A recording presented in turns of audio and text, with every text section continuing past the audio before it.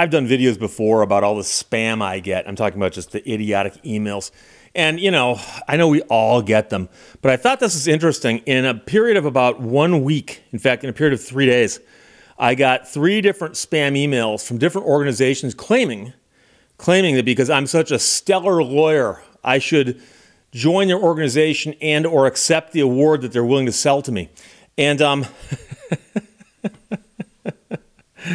I'll think about putting some of these up on the screen, but the problem is I don't know if these are real in the sense that they're actually from who they claim to be from, because they use a name that sounds like a real organization. And I don't know if the real organization would do this, or if it's one of those situations like where it's not the American Cancer Society, but it's the Cancer Society of America. And so here's one that says, Steve, elevate your practice. Join the name of our group, Lawyers Top 100. You can be a lawyer's top 100. Wow. There's 35,000 attorneys in Michigan. You can imagine how many there are in America. Am I in the top 100 in America or top 100 in Michigan?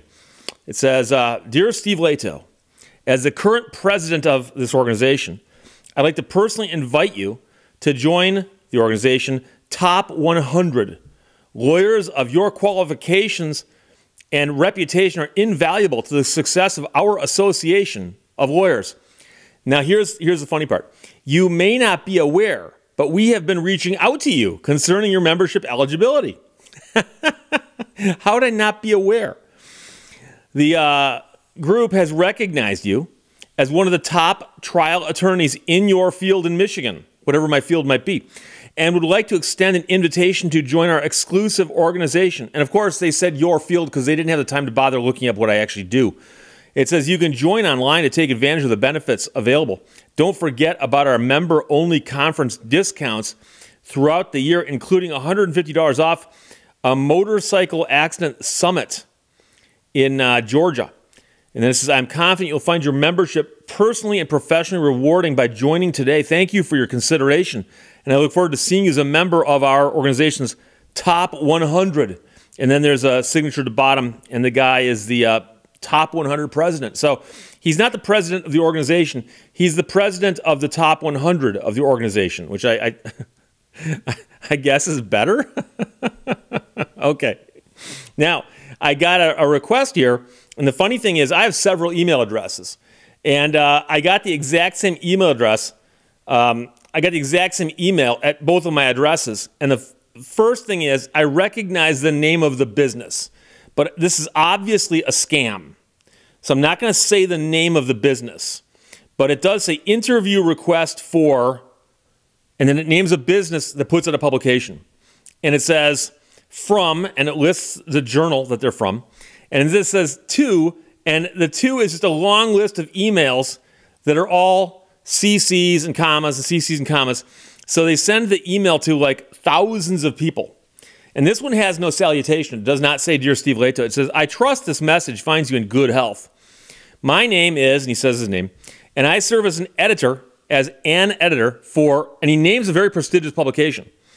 I'm reaching out to express their interest in conducting an interview with a knowledgeable representative from your establishment. So they don't even bother saying we're looking for lawyers, we're looking for accountants. We're looking for a knowledgeable representative from your establishment.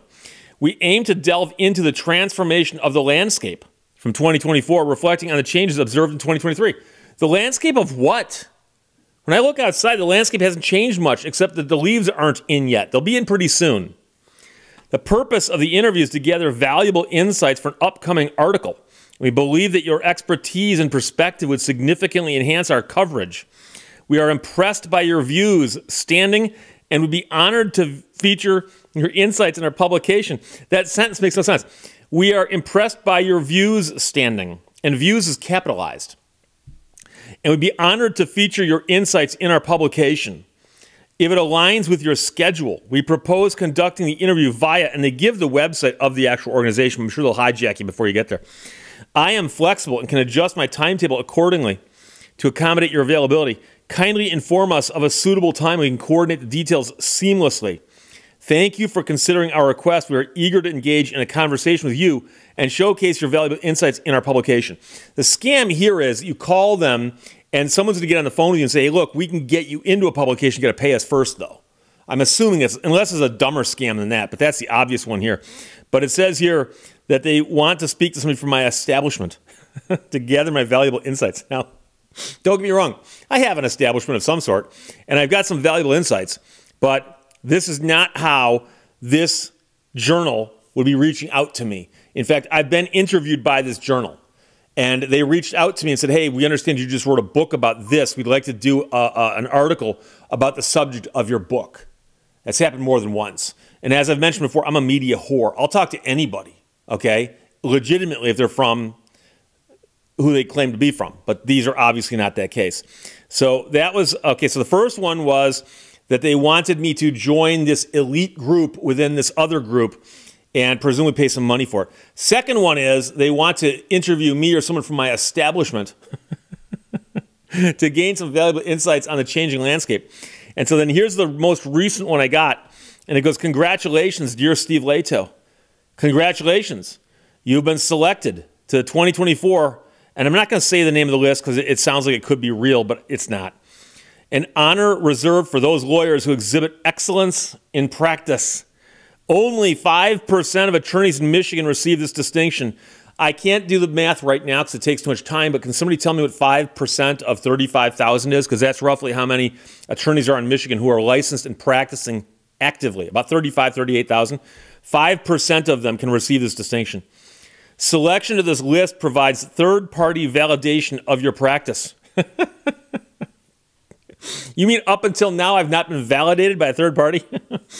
It grows your attorney referral network and influences consumer hiring decisions. Important. Now this is where it gets important because it's all black and bold, and then there's some different colored fonts, okay, typefaces and so on. Important.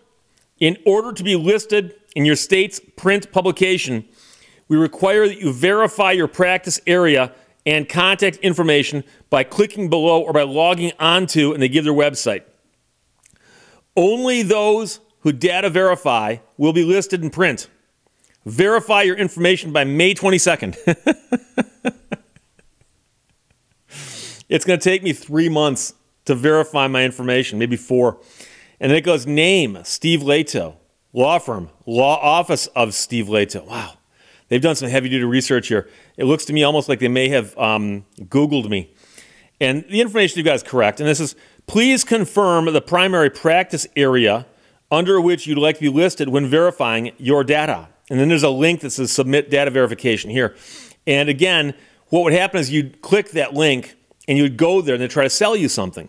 So, like I said, the one in the middle about the journal that wants to interview me and or someone from my establishment, I think they're trying to sell me some kind of public relations package. Whether they can actually do it or not, I don't know. I don't need help getting publicity.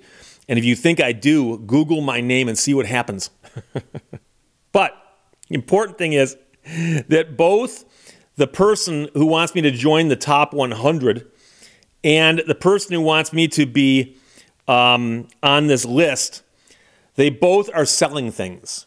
Because both of these emails have on them a thing that says, oh, by the way, since you've been chosen for this extremely exclusive thing that you've been named, you can get a plaque that goes in the wall behind you, as if I've got, room back here for more stuff.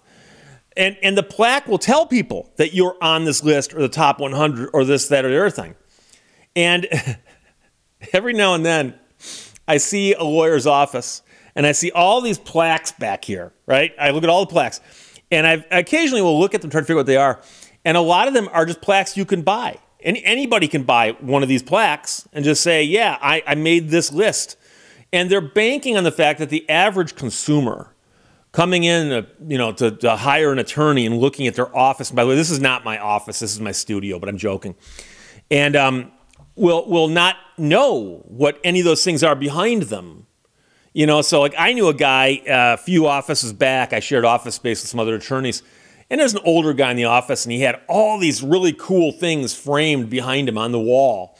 And one of them was his admission certificate for the Supreme Court of the United States of America. Beautiful scroll that says that he's licensed and has been admitted to argue cases before the U.S. Supreme Court. And I said, so how many of you argued? And he goes, what? I go, how many of you argued? He goes, none. I go, do you think you ever will argue? And he goes, of course not. Doesn't even do appellate work. He just literally found out that you can go there and get sworn in, buy that certificate, frame it, and put it on your wall. And people go, oh my gosh, the Supreme Court.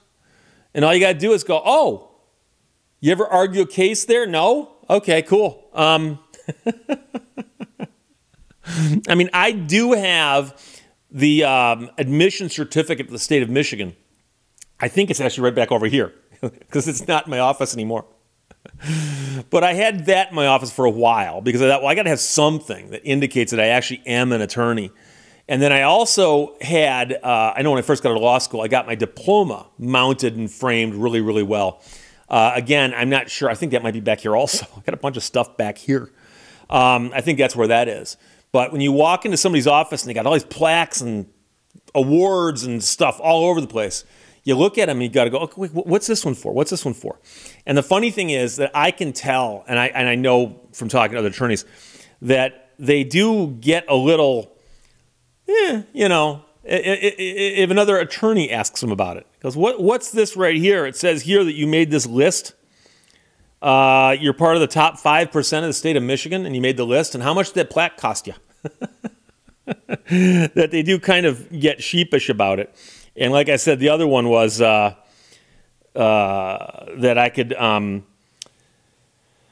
be invited to join the top 100. And again, it doesn't say top 100 of what.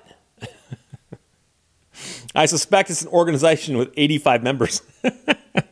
And they need 15 more to join to become the top 100. So there you go. That's the kind of stuff I get. Quite often, I just delete these. I will block these addresses so that when they come again in the future, I know they're trying to get around the blocks. But I usually just delete them. But I got 3 of them within 3 or 4 days of each other. And I thought to myself, wow, that's kind of crazy to be getting these bizarre sales pitches all at the same time. So I'm not a member of any organization. I'm not a Freemason.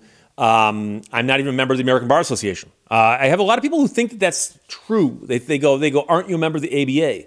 No, the only bar you're required to join is your state bar. And so I'm a member of the Michigan Bar. And I think at one point in time, I may have been a member of the ABA. I think I got the magazine for a while. But I didn't really get the impression it was doing a whole lot for me. And so I'm not a member of these other organizations and stuff. There were some sections and committees within the State Bar of Michigan that I used to be on, like the Consumer Protection Committee. But I got to the point where I didn't have the time to do those things anymore. But I'm not a joiner. I don't join a lot of things like this, especially when they're going to charge me money. And I realize it's just a vanity thing, that you can pay the money, get a plaque, and go, I'm in the top 100 over here, and I'm over here in this elite super group over here. And how'd you do that? Oh, I paid them money and I paid them money. So there you go. Questions or comments, put them below. Let's talk to you later. Bye-bye.